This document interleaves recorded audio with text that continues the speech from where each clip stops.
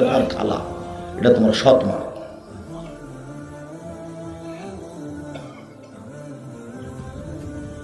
চার, আমার স্ত্রী যেন আমার বোনদেরকে পাহারা দিতে পারে। আল্লাহ নবী বলছেন তোমার মা তোমার এবং তোমার বোনের পাহারাদার। বলো তো কি পাহারা দেয়? এখন তোমার বোন দাঁড়িয়ে আছে মাথায় পাঞ্জার চুল নিয়ে, ক্লাস 10-এ পড়ে, সকাল থেকে দৌড়িয়ে বেড়াচ্ছে।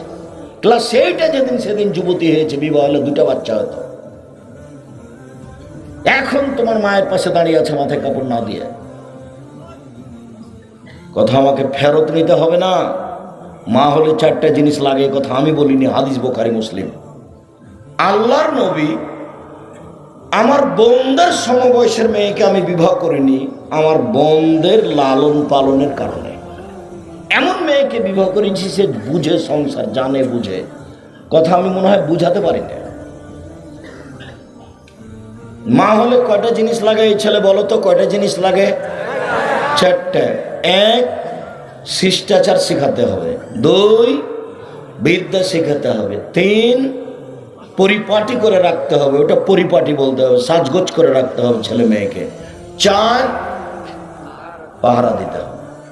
অবাক, পাহারা দেওয়া শব্দ আল্লাহ নবী উল্লেখ করেন, পাহারা দিতে হবে। মা হলো পাহারাদার। এটা জিজ্ঞাসা আল্লাহর নবী, আয়ুন্নাসে আকিয়াস, মানুষের মধ্যে সবচেয়ে হুঁশিয়ার, বুদ্ধিমান, সচেতন মানুষ কে? তো রাসূল সাল্লাল্লাহু আলাইহি ওয়াসাল্লাম উত্তরে বললেন, যে ব্যক্তি তার মরণকে স্মরণ করতে পারে সেই হলো সবচেয়ে হুঁশিয়ার মানুষ। মরণকে স্মরণ করতে পারে যে, সেই হলো সবচেয়ে হুঁশিয়ার মানুষ। রাসূল সাল্লাল্লাহু আলাইহি সাল্লাম আদেশ করেছেন, ফাকসুরু যিকরা হাযমিল লাযাতিল মউত, তোমরা মানুষের জীবনের স্বাদ যে জিনিসটা কেটে দেয় সেটাকে স্মরণ করো।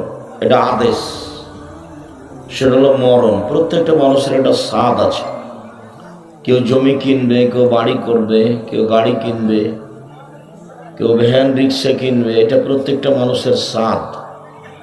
তা আল্লাহ নবী বলছেন যে তোমরা একটা জিনিসকে স্মরণ করো যেটা মানুষের স্বাদ পরিকল্পনাকে কেটে দেয়, সেটা হলো মরণ। রাসূল সাল্লাল্লাহু আলাইহি ওয়াসাল্লাম একদা তার মায়ের কবর জিয়ারত করতে গেলেন। যারা রাসূলুল্লাহ সাল্লাল্লাহু আলাইহি ওয়াসাল্লাম কবর